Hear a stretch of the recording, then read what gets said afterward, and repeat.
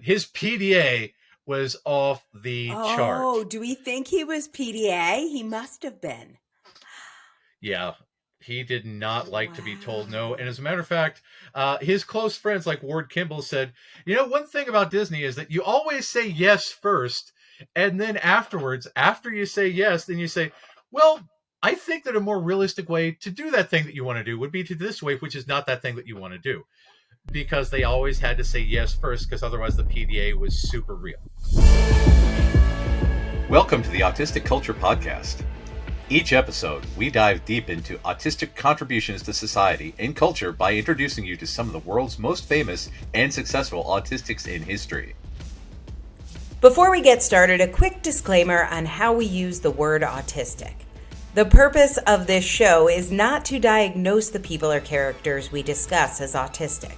While some may have announced being autistic, what we're sharing here is our observation of what is representative of autistic culture. It can sometimes be difficult for autistic people to celebrate our natural tendencies and traits due to the perception of autism as a disorder that needs to be fixed, a long history of damaging medical interventions to try and get us to fit in with mainstream culture, and protective masking skills many of us have developed to try to stay safe. Whether you are autistic or just love someone who is, your hosts Dr. Angela Loria, the linguistic autistic, and licensed psychological practitioner Matt Lowry welcome you to take this time to be fully immersed in the language, values, traditions, norms, and identity of Autistica. Episode 26. Disney is autistic. Hey, Angela. Oh, Matt. I am worried. You have me worried today. I think that we've got another tricky one ahead because there's a very, very famous figure that has a very big influence on a great many people with a near cultish devotion. But, it's definitely cultish. Today's topic is definitely a culty one. Yeah, and the interesting thing about that is that is the cultish devotion warranted? What are we fanning about? Because there's a famous person that very, very much had a public side and a private side, and the public side is the maker of dreams, the bringer of magic, the person who inspired artists worldwide. The private side might be a little autistic, but also had some really, really horrible biases back in the day. So it's going to be one of those things. We have been exploring autistic culture, and like any culture, like it's not, everything is not perfect. Everything is not rainbows and unicorns. We've had rainbows and unicorns, or at least I don't know, ponies and something like rainbows. I'm not sure, but but it's complicated. Culture is complicated and it's layered, and there are so many amazing memories and dreams that we both have about the contributions of this person, and then also maybe some nightmares and some things we have not wanted to look at in the way that being autistic has affected the creation and the myth around today's topic. So highs and lows today, highs and lows. Yeah, it's definitely an interesting ride, a roller coaster ride, if you will, because there's going to be a lot of mentions of roller coasters, and I think that there's a lot of evidence that he's probably one of us. But again, as we talk about Italian culture, Mussolini was Italian, but highs and lows, highs and lows, people. So today's topic: Walt Disney. The man, the myth, the dream maker. Here we are. And the several theme parks that he loved. And did you know that apparently the theme parks are the most profitable part of the entire Walt Disney Company? I that doesn't even make any sense to me. It seems like there would be so much cost. And I Yeah, know the tickets are expensive, but I don't get how it's profitable. But that's yeah, great. Figured something yeah. out. I find that to be baffling, especially when they have like their own channel, their own production company. They make $1 billion a year with merchandising. But Their yeah, own apparently the theme parks, town they have to run. How about that? Like yeah, they have a fire yeah, department and a police department. Like these are not incidental costs. exactly. Yeah, I find it fascinating, but that is the story of Walt Disney. It is a fascinating and complex one. All right, so where are we And starting this story? let's Take me let's back. start off. Let's start off about the duality of Disney. Okay. With this quote that Disney once said about himself. Disney acknowledged the facade and he told a friend, I'm not Walt Disney. I do a lot of things Walt Disney would not do. Walt Disney does not smoke. I smoke. Walt Disney does not drink. I drink. That was Walt Disney who said, I am not Walt Disney. Because again, we are telling the story of two very, very different people, the public Walt Disney and the private Walt Disney. And the private Walt Disney started several years before he was born. In order to understand the story of Walt Disney, we have to understand the story of Himes Electric Park in Kansas City. Because way, way, way back in the 1900, electricity was a big attraction, and the Heim Brewery in Kansas City decided to build a theme park as a way to attract people to the brewery. And they had strongman magicians, snakes, elephants, and a roller coaster. Fun fact: back in the day, you could do a loop de loop on a roller coaster car that was not connected to the track and did not have seatbelts because who needs safety? It's 1900, right? So they had a ton of visitors, 20,000 visitors a day. So they decided to make a brand new location. And in 1907, they made a brand new theme park in Kansas City that had boat tours, a log flume ride, a roller coaster, a scenic railroad, and a train simulator. So you could simulate going on all these other places. It had like a projection to look at what the film that they recorded in all these areas, and two people shaking the car as you went so that you could feel that. They also had a big fireworks display at night and a big light up fountain. And this was a very popular attraction, especially for a very young boy named Walt Disney. Ah. And Walt Disney was born in around Kansas City. He was moved. So when Walt Disney was 4, his family moved to a farm in Marceline, Missouri. He lived near the Atchison, Topeka, and Santa Fe railway lines, and boy, he became a train addict. He Oh, all loved right. trains more Evidence than number anything. one. Exactly. He loved the trains. He would draw the trains. He would sit and watch the trains. And there were issues, and I can't find anything about his father, but his father had apparently a lot of problems.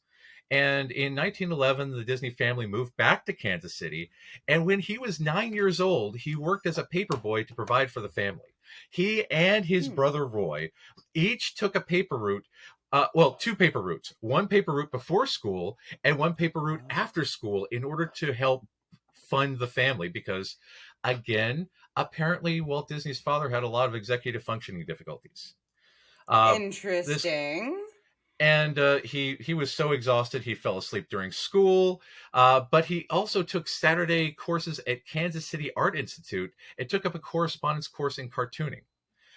But the big thing that he really, really loved was escaping to this Heim Electric Park. He would go there every time he could, and he loved the Heim Electric Park Scenic Railway. He would get on there, and that's where he escaped all of this stuff. He dreamt of going back to Marceline. He dreamt of, this idyllic life that he had when he was 4 before the burdens of being 9. And he really, really loved this escapism.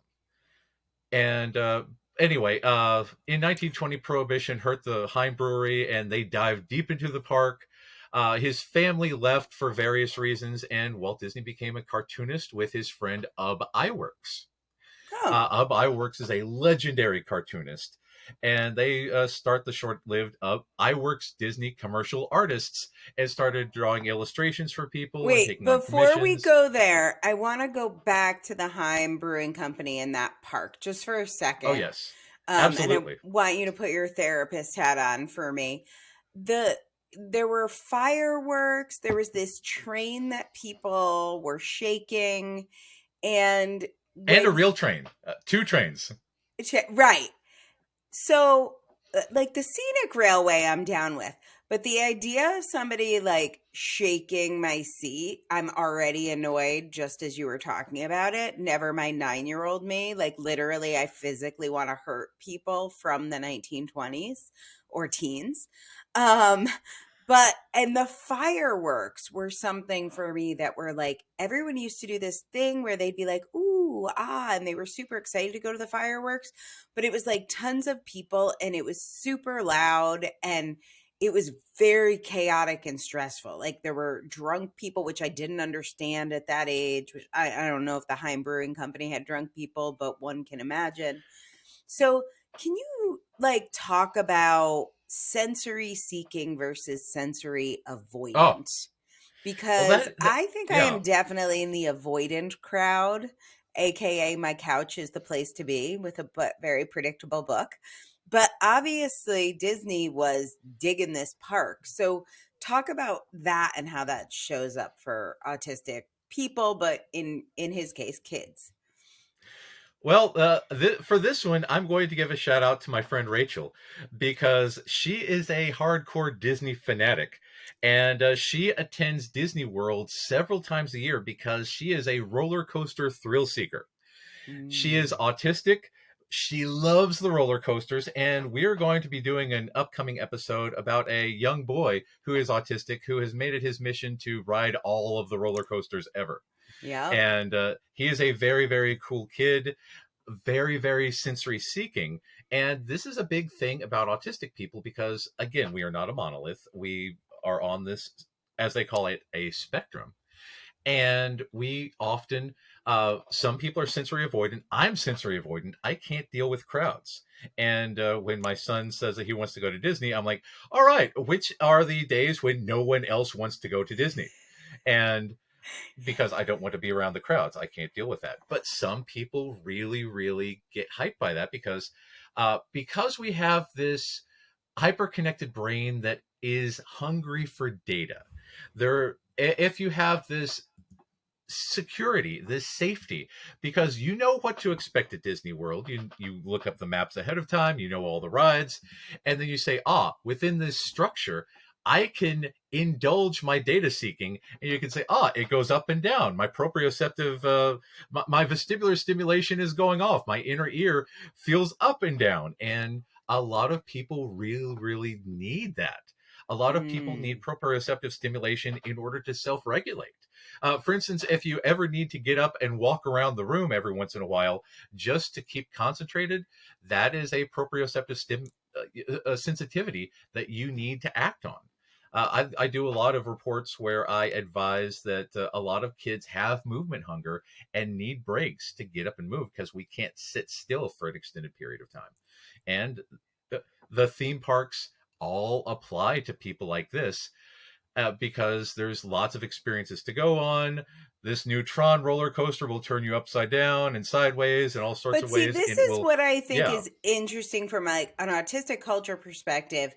I know how much I like hate things like crowds and roller coasters and fireworks.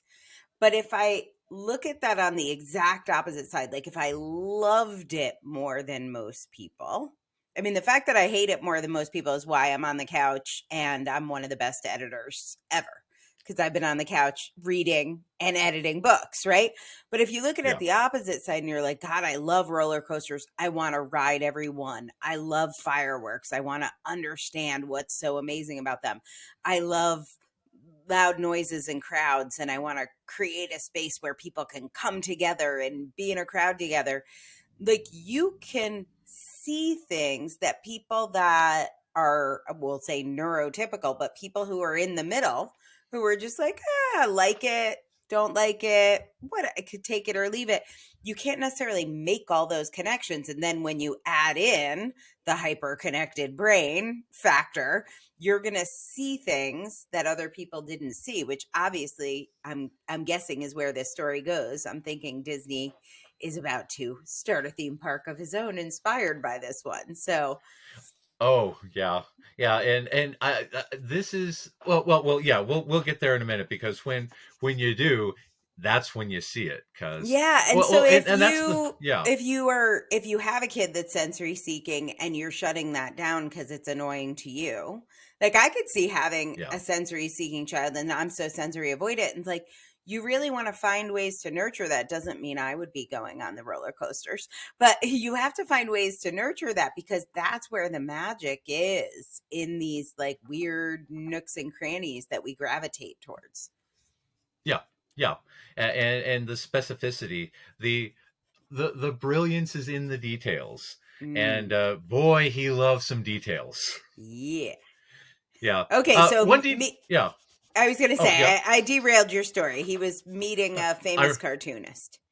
Ub Iwerks, yeah, Yes. and that with Ub Iwerks, he created Laugh-O-Grams, and the Alice shorts were very very popular. But he later moved to L.A. with his brother Roy in 1923, and they formed the Disney Brothers Studio, which later became the Walt Disney Company. Uh, Unfortunately, in 1925, the electric park burned down, and of course it was an electrical fire because electricity. But anyway, in 1926 he and Ub created Oswald the Lucky Rabbit, and turns out that when they distributed through Universal owned Oswald for about a century. So he decided, oh, I've got a lockdown on that, I must have lots of control over things, so this will never ever ever happen again, which became a theme throughout his life of I will no longer be bamboozled, I will be the bamboozler. So in 1928 was Steamboat Willie, powered by Cinephone, and Cinephone later became a whole other thing. In 1933, he produced The Three Little Pigs, which has been since reanimated because of very anti-Semitic portrayals. Yeah. So it was very interesting. In 1934, he wanted to make Snow White because he wanted to push animation to its limit. He wanted to develop a multi-plane camera, make it as realistic as possible. He brought animals into the studio for people to, watch and animate. This was his hyper focus at the time. He really, really, really loved innovation in animation at any cost. And studio insiders call this Disney's folly because no one had ever done a full length animated feature before. They thought no one would watch it. They thought he was insane. He was the artistic one. His brother Roy was the money guy. So he said, yeah, I'm going to sink all kinds of money into developing this multi-plane camera and it's going to be great. And everyone just kind of groaned. So anyway, he started on all this. They started working on Pinocchio and Fantasia. And in 1937, he's like, this is all really stressful. I really wish I had an amusement park because I can't go to the electric park anymore. I really, really wish I had one.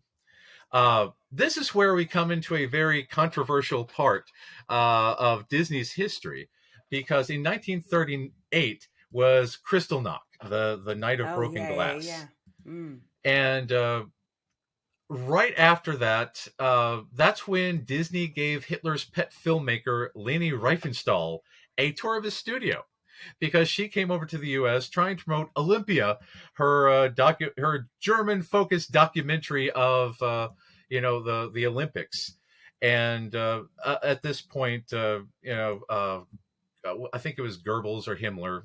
I don't care to remember Nazi details. Was very angry with her. Had a very big thing. They had a big row, but she came over and he gave her a private tour of the studio. She said, "quote It was gratifying to learn how thoroughly proper Americans distance themselves from the smear campaigns of the Jews." That was her takeaway from Walt Disney.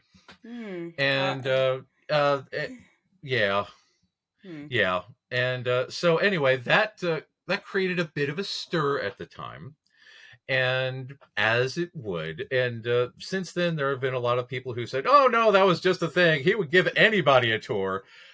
But again, he has this remarkable tendency to align himself with anti-Semitics.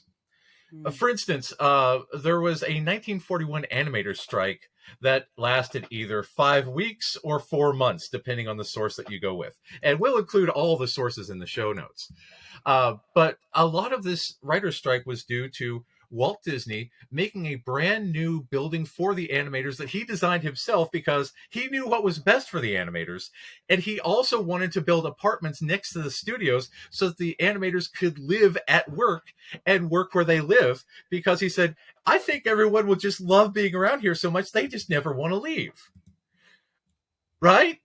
Okay. You just love work so much. Why ever leave, guys? Yes. Let's stay here and work all the time. And but I'm also going to need to slash your salary to pay for these apartments where you'll never live. Of course. Right.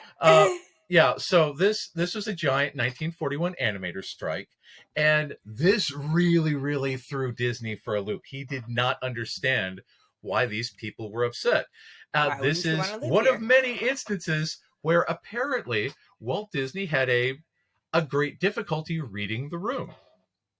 He did not like to be argued with because he decided that he was absolutely right. He looked at all the variables. He took care of all the things, and when people didn't agree with him, he was prone large outbursts, if not outright meltdowns. And so anyway, they staged this strike, and he was so upset that he was convinced to join the let's see here. He rumors say that he then started reporting directly to the FBI and narking on people for the House Un-American activities, because he said, "Oh yes, it's a bunch of communists." So apparently they had a file open for him from the 40s all the way through his death in the 60s, because he would personally say, "Yeah, I think that one's a communist because he's not doing the thing that we should do." And it's, yeah, that was a whole thing. Okay, we're going to take a quick break. We'll be right back. We love sharing stories of autistic culture. And if you are seeing yourself in any of these stories, and you're wondering if maybe you're one of us, or maybe you're already diagnosed or self-diagnosed, and you want to know if Matt can help you live your life better and be more authentically autistic, check out his website at mattlowrylpp.com. That's Matt, M-A-T-T, Lowry, L-O-W-R-Y, and then that LPP, it stands for Licensed Psychological Practitioner. So head on over to mattlowrylpp.com and learn more about working with my buddy Matt. In 1942, Bambi, Fantasia, Pinocchio all lost money. Roy persuaded them to do more live action in order to make up some money. And after that, after the need for money, after the strikes, a bunch of his friends said that the Motion Picture Alliance was not okay. So let's see here. They told him to join an organization dedicated to, quote, ridding Hollywood of commies. The Motion Picture Alliance for the Preservation of American Ideals. And many of its members were known anti-Semites. And so a lot of people like Jack Warner and Louis B. Mayer, anti-communists, refused to join because of the anti-Semitic stuff. But Disney, he was fine. As a matter of fact, the creator of Goofy, Art Babbitt, It was a famous Jewish animator. He worked closely with Disney and claimed in Peter Fotis Capnisto's book, quote, the name of the book is Hitler's Doubles, that, quote, in the immediate years before we entered the war, World War II, there was a small but fiercely loyal, I suppose legal, following of the Nazi Party. There were open meetings anyone could attend, and I wanted to see what was going on myself. On more than one occasion, I observed Walt Disney and Gunther Lessing, Disney's lawyer, there, along with a lot of prominent Nazi-afflicted Hollywood personalities. Freudian slip. Nazi-affiliated Hollywood personalities. Disney was going to these meetings all the time. I'm getting so there was a there was a very, very uncomfortable. Yeah. So according to Art Babbitt, he was seen at American Nazi Party meetings in the time leading up to the war. But of course, once the Americans entered the war, then he became very, very gung-ho about making anti-Nazi propaganda because that was very profitable. He transformed the studio into a propaganda machine for the U.S. government. But at the same time, apparently, people say he was very depressed after the strike at the studio. He was very bitter. He said the commies had infiltrated the studio. He just didn't care about anything anymore. Okay, he was very put off by all these people. Wait, hold on. We got two things. We're going to get to the depression in a second, but I want to go back to the righteous indignation piece. So, yes. I want to tie this again to autistic culture, but also maybe some of the science that you can bring into it, because we've talked a lot on here about how a big part of autistic culture is usually social justice. And sort of like I was saying, I was sensory avoidant and Disney is sensory seeking. It seems like we're doing that same thing again, because this is not social justice. It feels like social injustice to me. But there's something I think that's similar that I just want to tease out that's a part of the culture, which for me, not, science educated on this stuff like you are, but what it looks like is this like righteous indignation once we get an idea that, Butterball chicken is right. What's yours? Hillshire Farms turkey is the right turkey. We will die on the damn Hillshire Farms hill. So at some point he got this idea, everyone should live at work, and I will give them housing. I will simply reduce their salary, but they will have a place to stay. And it just seems as right as Hillshire Farms or, treating trans people like they're humans to me. Yeah. So what do you think why is that a part of our culture? And how do you think it shows up here? I think that it also, this is a rough thing because we need order because we live in a very chaotic world. And his version of order came through with this. We have a very tight-knit bond. We don't do anything meaningful halfway. Our relationships are on or they are off. And especially if these animators, he really apparently had very high opinions of the animators until they said, no, we don't want to live at work. We don't like this building that you made for us. And please pay us the money that you said you would. Which and he probably said, felt like a betrayal. He's like, I made you this amazing place. How are you not on board? We could be together and work 24 hours a day. It'd be so good. Why don't you like me? He took it as a personal affront. And that's why he said, they're all communists. These people just don't like working. And he took it as an affront to this capitalistic dream that he was. But that's the thing about his upbringing, too, because for some reason, his father was unable to work and he had to support the family at age 9. He was indoctrinated into the capitalistic system at 9. A 9-year-old having to supply, money for food for his family. Otherwise, they would be homeless. Right. And this became the way for him because this early formative experience of saying, we have to do it this way, that became the template for everything they're on out. And again, this providing a place for his animators, he had insecurities with housing. He had insecurities with food. He was trying to provide for people, but not doing it in a way that other people wanted. He did not Right. understand what these people wanted. He said, "Oh, this works for me, so it'll work for you guys, right?" Right. And they Right. said, "No, not so much." And And again, this, this is where I this kind know of stuff comes in. we're leading to depression, and hopefully we'll talk a little bit about, how that Oh, it's shows up very for depressing, autistic people. but I'm But bummed.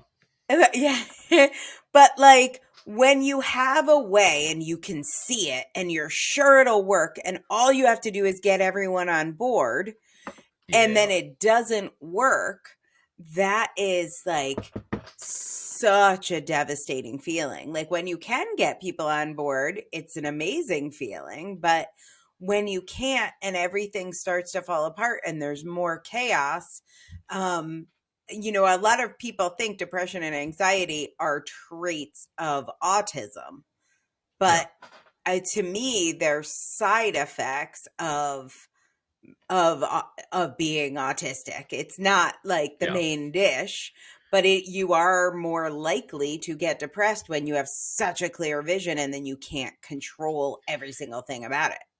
And that goes into the monotropic focus, because when he was on all the way. He personally planned out all of the details. He was very, very invested in all this. And he was he genuinely thought that the animators would just be over the moon for this new place. And Mm-hmm. that's where the depression came in, because that's when he said, "Oh my God, they hate me. Why do they hate me? They must be communists.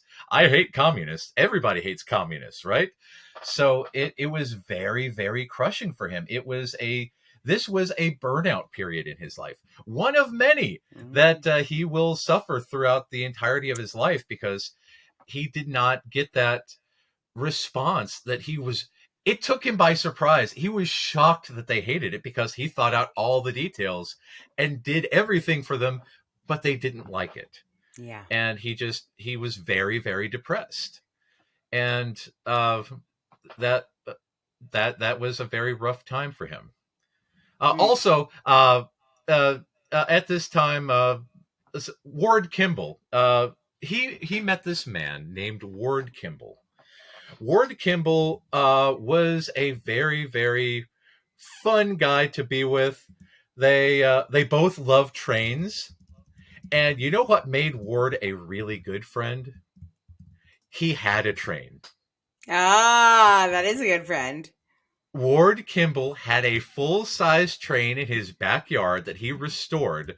He had a track in his backyard, and he invited friends for steam-up parties, and he let Walt drive the train. Walt got to Huh. drive the train. He got to pull the whistle. And this made him Walt's best friend in the entire world, because he would go over to Ward's house. They would ride on the train together. And he was over the moon with this. As a matter of fact, they both went to the Chicago Railroad Fair in 1933 and saw the Century of Progress Fair. And Yep. he was very, very attracted to the models that they had there. It very much appealed. Ward said that Walt Disney had, quote, a perfectionist nature. He was very, very interested in the details. And that's when Walt Disney became an avid modeler. And he loved models. He loved making models. He loved when other people made models for him for movies, and he wanted to have designs, and he started making a model train in his own yard. But Ward also said, quote, some of his associates thought Walt didn't particularly like women. He didn't trust women or cats. And of course, Oh. there is that letter that I showed you that we can put up that says, women do not do creative work. He allowed women to do tracing and inking, but not actual animating, because, again, he said that women couldn't do it because reasons.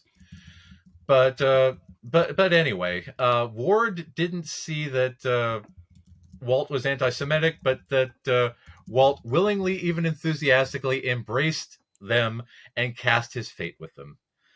But that's a whole other thing. But he was still a friend of Walt Disney. He said, "Hey, buddy, why don't we come over here where there's trains?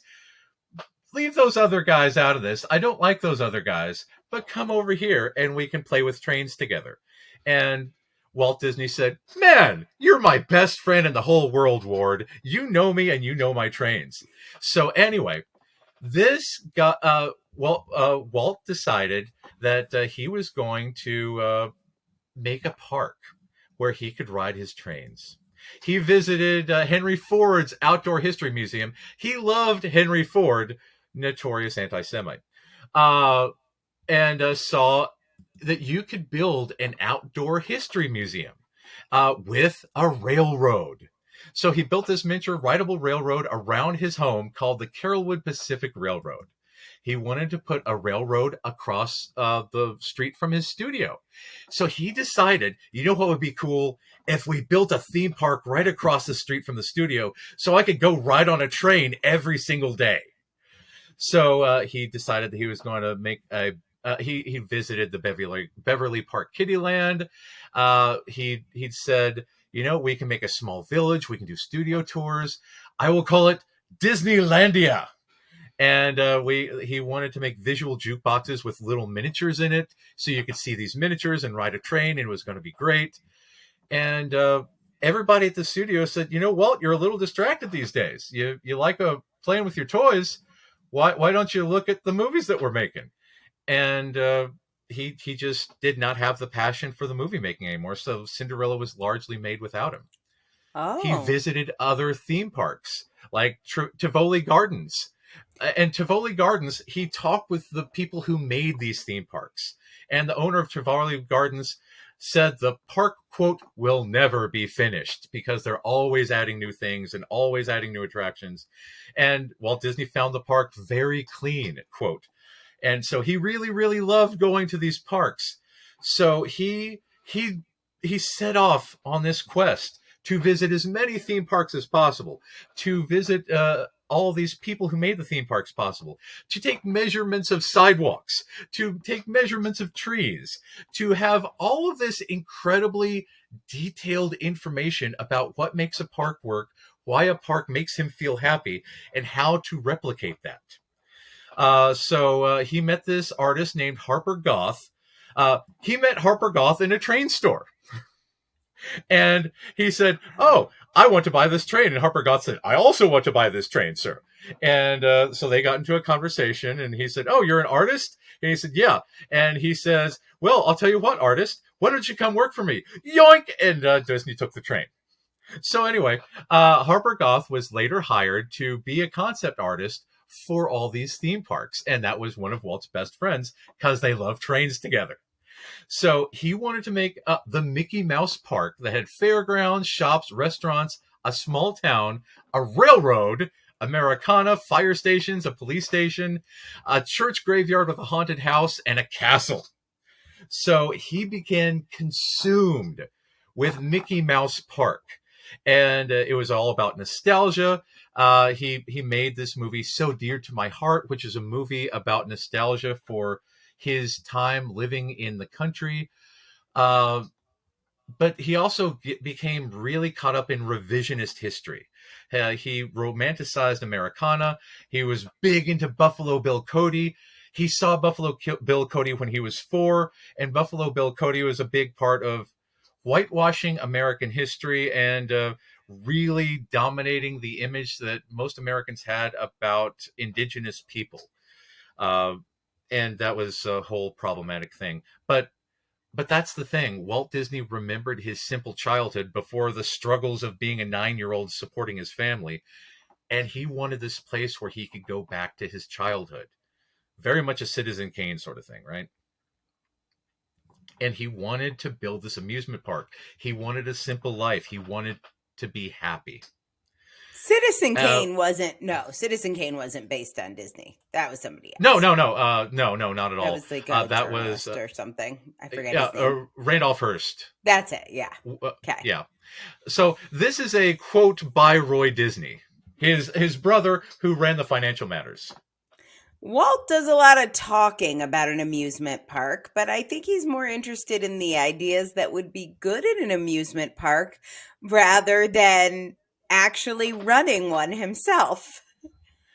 So there Because was no that's the park thing. at this point. This is before the park opened. He's Oh, just this was years before the park was even wow. built. He would sit Okay. around and doodle amusement parks. Instead of, working at the studio, he was sitting in his office doodling amusement parks and hiring people and spending studio money to do all this. And Walt or Roy was like, Walt, you got to tone it back a little bit. And he said, "Screw you, Roy. I'm going to create WED Enterprises for Walt. Oh man, what's his middle name? Disney Enterprises to create Disneyland." And yeah, so he made a proposal in Burbank, and Burbank turned him down. And he said, "I bet it's those animators that caused the rejection," because he's still really bitter that they rejected him and didn't want to live it, with him. So anyway, he found this place in Anaheim, and he had this great idea. He wanted a turn of the century town like he grew up in, a railroad station, a castle, and his parks were going to be True Life Adventureland, based on his nature documentaries, Lilliputian Land, full of miniatures, Recreation Land, where he could go and have picnics, Frontier Country with the Old West, like Buffalo Bill, and a filming location on set for the Mickey Mouse Club, so that, he could have like a tax write-off and say, "Oh yes, we're filming here. That's what we're doing." So in order I to get wonder money, if It's a Small World came from Lilliputian Land. Could very well, because Obviously, Frontierland made it. They didn't all make it in there, but wow, okay. Yeah. And so this is where he said, "I really want to build Disneyland, but I need a lot of money."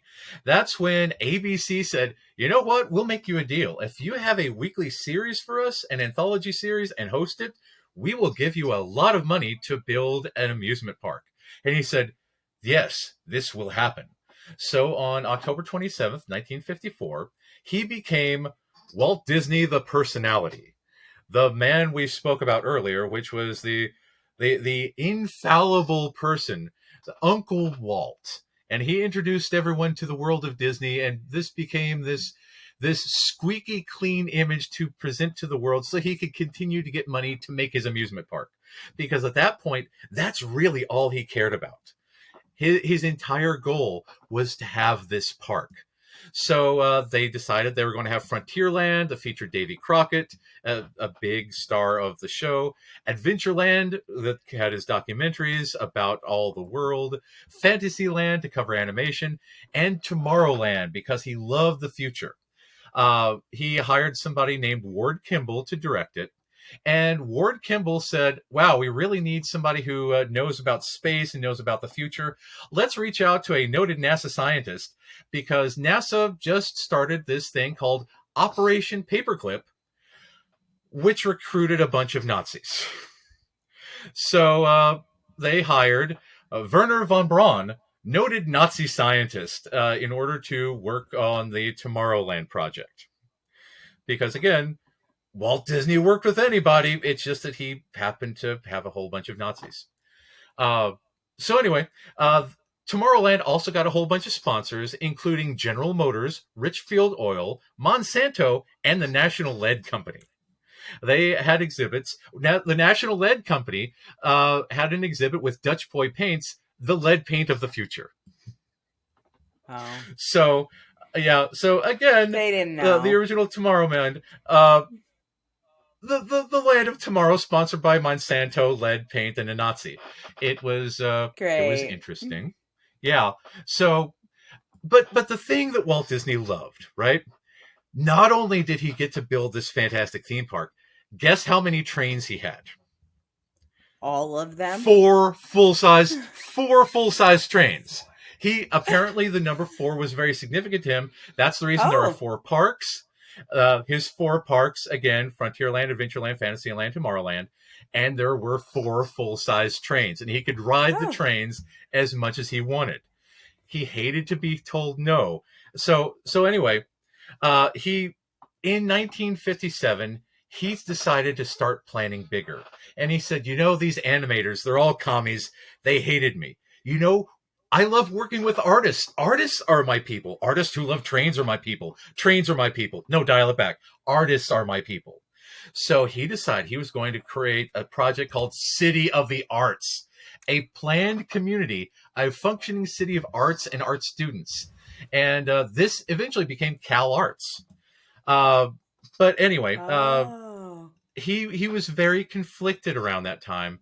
He was conflicted with the public image. It was starting to chafe him because he had to be Uncle Walt. He had to have this personality on all the time. He became reclusive in his private life because he was so turned on all the time in his public life. But the thing that he wanted to do, he wanted to change people's lives. He wanted to do this on a big scale. So he had this secret project called EPCOT, Epcot. And he wanted to have, what is the name for Epcot? Experimental Prototype Community of Tomorrow. Okay. So he said, I really, really want to build this thing. Maybe we can build it in New York. And they checked it out. And Roy was like, no, dude, if you're going to build this thing, you need to build another theme park because we need revenue. You need to think about money. And he said, fine, I'll build another theme park as long as I get to have my super special thing of tomorrow. So they started looking at New York. New York was too cold to operate year round. So they started looking at other areas. And somebody said, hey, I've got a lot of swampland in Florida. And he was like, that sounds great. Building it in a swamp. Let's do that. But that deal fell through. But he still started to look at swampland in order to make this happen. So anyway, he was very frustrated that after he built Disneyland, tourist trap stuff popped up all around. People were around Disneyland. He couldn't go ride his railroad anymore because there was so much traffic and there was so much, urban sprawl around. He hated seeing all this. So he decided, if I just buy an entire county, I won't let anyone else build anything around me, and I will have my peace and quiet and ride my trains and watch my fireworks, and this will be the thing that will be happy. Everybody will love it, and it'll be great. So he worried about crime. He worried about traffic. He worried about urban planning. He didn't know anything about urban planning. He just thought he was the greatest person on the job, so he just decided he was going to do it himself. His plan was for Epcot to have 65,000 residents with schools and playgrounds, all this kind of stuff. So anyway, on the day Kennedy was shot, November 22nd, 1963, he found a swamp, decided this was the location for Project X. So he started buying up land and buying up land and buying up land through all these third-party dealers, so no one knew it was him. But eventually people found out, and in 1965 he held a press conference to announce, quote, the City of Tomorrow. He started on this special interest of books by city planners. He spoke with all these city planners about a central hub and a monorail and a people mover. So WEDCOM started the Disney World Industrial Complex, where people would work. It was 3 miles in diameter with businesses and a commerce center, a 30-story hotel in the middle, shooting up into the sky. But this entire complex was indoors with a shopping center and a television studio, an international showcase, because Epcot needed an international showcase, and pavilions from all over the country. But all this was indoor. All of the cars would be underground, and everyone would commute back and forth to these little satellite communities and work at the place. Because again, he was very, very adamant that people should definitely work and live in the same place because they would totally love it. It would totally work, and everyone would be my friend forever. And anyway, he decided that he wanted fully automated houses. He hated the sound of garbage trucks because they woke him up, and he could not stand that. So he wanted this vacuum system. Same. Yeah. So he decided, well, there will be no garbage trucks in Epcot. We will only have vacuum tubes to take away the garbage. And he decided, I like this plan. Yeah, exactly. It was going to be very autistic. And he was going to plan this out. Everyone was going to be super happy. Everyone was going to live with him. Everyone was going to be his friend. Everybody was going to work for him. Everyone was going to be happy, and everyone was going to love it. And he was going to have 100,000 residents with 6 million visitors a year. And he said, you know what would be great? If the visitors came and got to see your houses. So everybody open up your houses all the time so visitors can come in and see how cool your houses are. And they want to live here too. And it's going to be really great. So by this time, not he great. had Not great for privacy. Yeah. So by this point, he had stopped socializing with people. He drank often. He smoked often, which he later died of lung cancer. Spoiler alert. And whenever he got a dinner invitation, he would take out a big red pen and write "no" and send it back. The only people he wanted to hang out with were his train buddies and his grandchildren. As a matter of fact, at this point, he became so depressed that he started listening to the same song on repeat a lot. Feed the Birds from Mary Poppins. He would listen to the song and cry in his office. But at this point, he didn't have a system to play the song on recording, so he just kept having the Sherman Brothers come to his office and sing for him repeatedly as he cried. Oh, that is a dream. I would like my favorite bands to come just sing one song over and over again for 4 days. That sounds fantastic. Yeah, they would just come into his office and he would just sit and weep and they would continue to sing Feed the Birds. Birds. Why do we like to do that in autistic culture? Why do we like to listen to the same song over and over? Because I have that going on. Yeah, part of it is echolalia. Part of it is, it's this familiarity and we play it over and over again. And it soothes us because it's familiarity in a chaotic, uncomfortable world. And part of it is just because of this difficulty in effectively expressing emotions, because again, he would have outbursts. He would scream at people. He would lock himself and shut down. This was a way for him to have an outlet and be sad because he was increasingly despondent because he wanted this thing. He wanted all these people to love him. He wanted this community. He wanted the community of tomorrow that everyone would say, oh, this is so cool. Oh, this is so great. Please, for the love of God, come in and love me. Yeah. And this is why he wanted Epcot. He loved his grandkids. He loved his train buddies, but he needed that adoration. He needed these people to give him this approval because, again, we're talking about a 9-year-old with a paper route who supported his family because they could not support him. Thanks for listening to the Autistic Culture Podcast. We'll be right back. When autistic people find a special interest, they go deep and have a lot of knowledge, even if they don't have that formal education background to go with it. If you want to capture your spin in a book, check out Angela's work at differencepress.com, differencepress.com, and find out more about becoming an author and establishing your credibility with a book. He created the Reedy Creek Improvement District because he wanted autonomy from all local oversight. Which we have heard a lot about this year. We all know the Reedy Creek Improvement District now. And that's why it was created, because he didn't want bureaucrats to come in and tell him what to do. He didn't want these animators coming in and telling him what to do. He just wanted, because he had this perfect idea. He thought it all out. It was perfect, you guys. Just let me do my perfect thing, and you can see how perfect it is, because my monotropic focus is so good. I've looked at all the details. I've done all the research. You got to let me do my thing. And this is a thing that we do, because when we have that monotropic focus, we occasionally overlook little details like human suffering, because again, there's all this. So one of his friends pointed out, if these people are buying houses here, they're probably going to want a democracy and to elect a leader. And he said, no, I'm the leader. No. So he decided that the residents could only rent housing, and that the houses would be automatically updated, like, all those Windows updates that you don't want that are forced upon you. And he said, no, you can't own the houses. I'm going to own the houses, but you can totally live in my houses and be my friend. But again, he wanted it to be continually 25 years ahead of its time. And he said, again, and guys, be open to all these visitors coming and seeing how awesome everything is, so they'll want to live with us and be our friends. And Ward Kimball, again, his trained friend, said, Disney, you can't experiment with people's lives. That's a direct quote. Mm. So again, this kind of stuff is not new. Fordlandia, by Henry Ford, one of Disney's anti-Semitic heroes, tried to create Fordlandia in South America, which resulted in riots and strikes and the entire town burning to the ground. Yeah.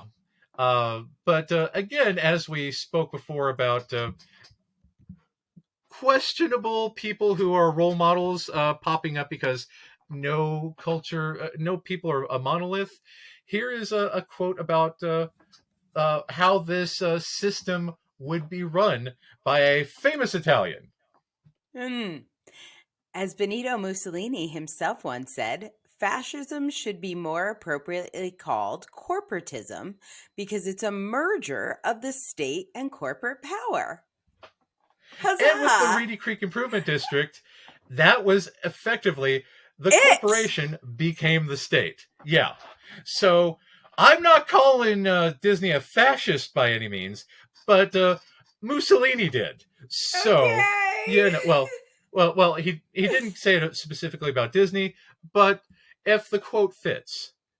So anyway, he decided that this was going to be a place where unions would be prohibited, democracy was non-existent, and social security was a laughable notion.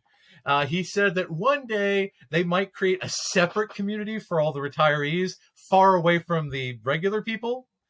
But this was his big dream. He didn't want anyone to interfere with it.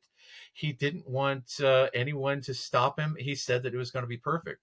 And in 1920s or in 1966 on October 27th, he recorded the Epcot film with two endings. One for the local state legislature to allow him to build this Epcot, and another for the people to say, guess how cool this is. But right after that, he found out that he had really severe lung cancer. He went in for surgery.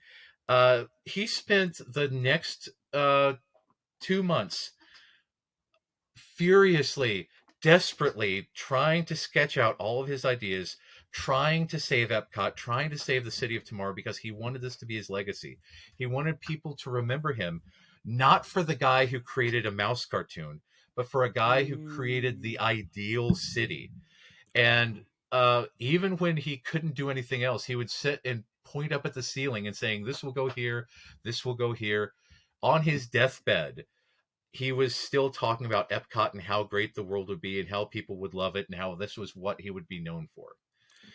He died on December 15th, 1966, 10 days after his 65th birthday. And in the end, he won 59 Academy Awards. 59 Academy Award nominations, won 22 awards. Both are records that have not been beaten. And so after that, everybody at Disney said, Walt was crazy, right? Yeah, Walt was definitely crazy. We're not doing Epcot. Yeah, never doing Epcot. Never, never. So what do we do with all this land? And Roy Disney said, let's make Walt Disney World. We'll name it after Walt. It was his world. So they started making Walt Disney World, and they used some of his ideas. For instance, Walt Disney World does have underground tunnels for the workers to go through so that the visitors will never see the workers. They do have a vacuum garbage system, and they used Walt's idea for the Contemporary Hotel with a monorail running through it because Walt really, really wanted that monorail. He wanted to live in a place where he could get on a monorail and ride every day so he could go ride his trains. And this was about who he was. And eventually they did make Epcot in a drastically reduced fashion with Spaceship Earth and again the monorail and all the pavilions. But again, it is not the totalitarian sort of THX 1138 City of Tomorrow that Walt had envisioned. But this is the legacy of Walt Disney. It's very, very complicated. It seems to be that he definitely was one of us. He had the monotropic focus. He had the intense passion for the things that he loved. The man loved some trains, The man had these ideas for the world of tomorrow. He loved the theme parks. He just wanted people to be happy. But again, it's incredibly complicated because he also had a lot of Nazi friends, Mm. and he had a lot of people who were anti-Semitic friends, and was very, very adamant that things be done his way and only his way, because he had totally worked out all the details. And when anyone argued with him, it really, really, his PDA was off the chart. Oh, do we think he was PDA? He must have been. Yeah, he did not like to be told no. And Wow. as a matter of fact, his close friends like Ward Kimball said, one thing about Disney is that you always say yes first, and then afterwards, after you say yes, then you say, well, I think that a more realistic way to do that thing that you want to do would be to this way, which is not that thing that you want to do.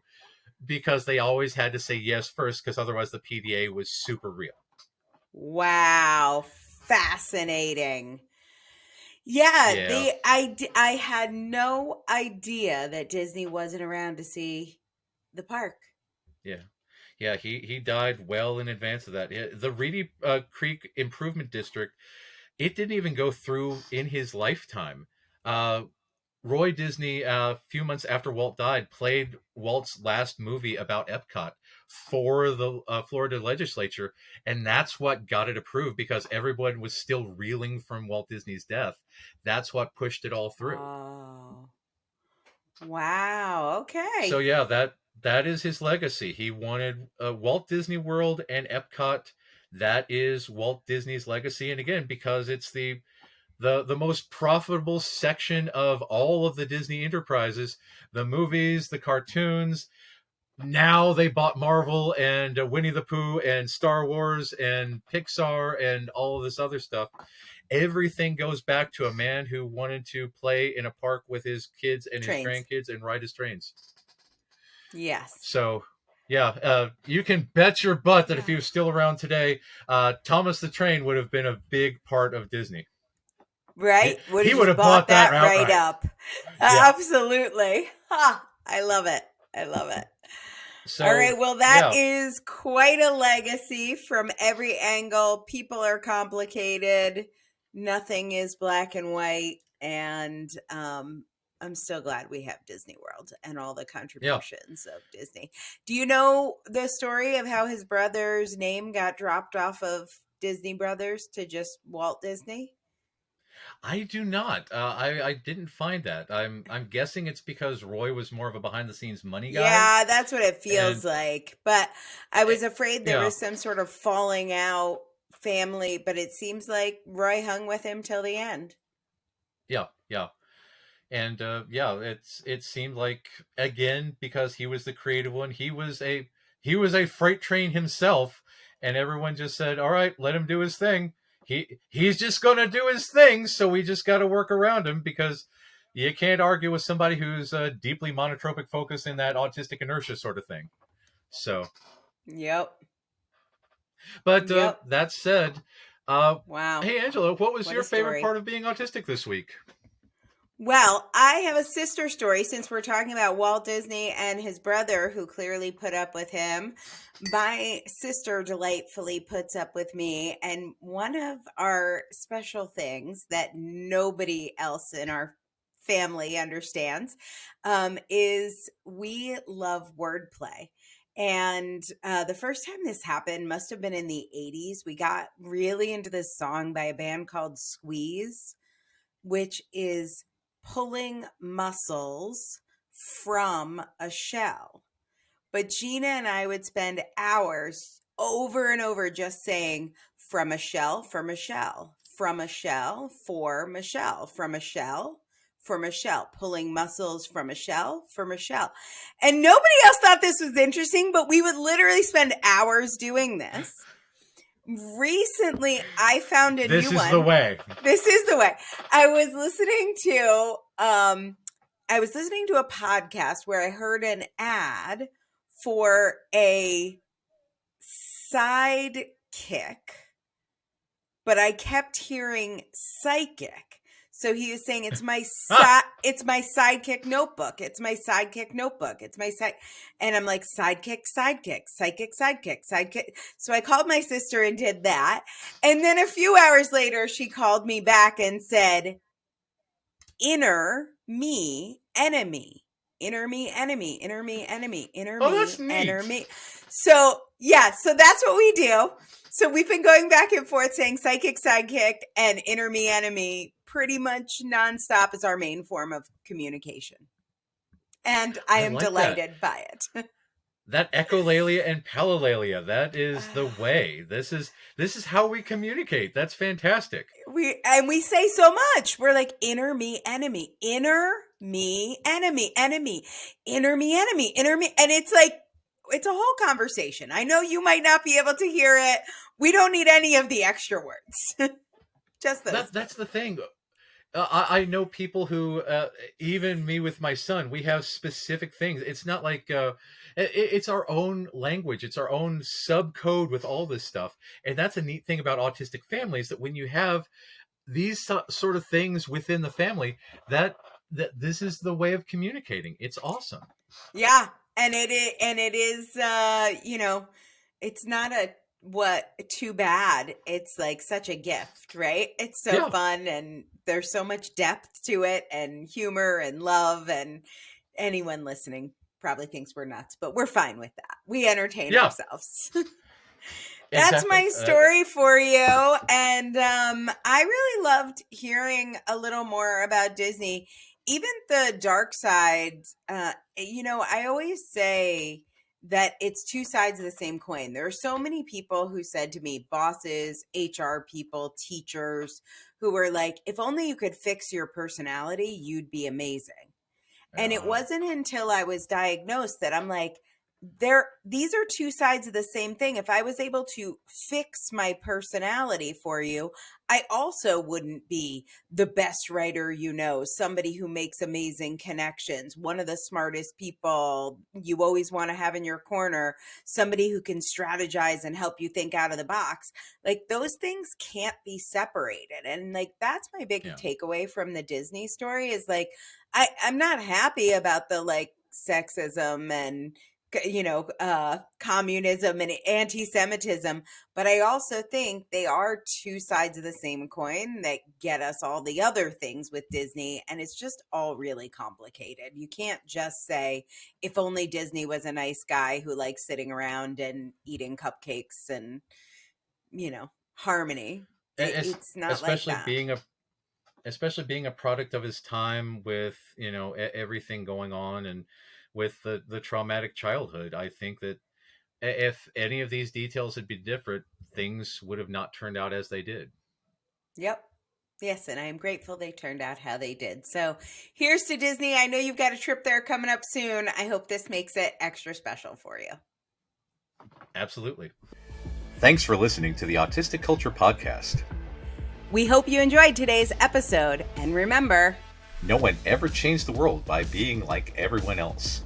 You can find out more about writing your book with me at differencepress.com. That's difference, DIFFERENCE, press, PRESS.com.